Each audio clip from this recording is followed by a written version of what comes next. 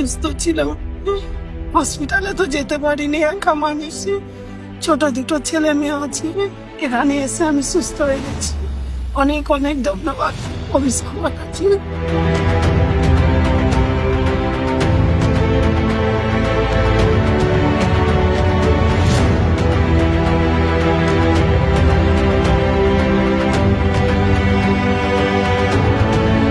বাড়ির সামনে ফ্রি চিকিৎসার জন্য অভিষেক বন্দ্যোপাধ্যায়কে আমার তরফ থেকে অসংখ্য অসংখ্য ধন্যবাদ।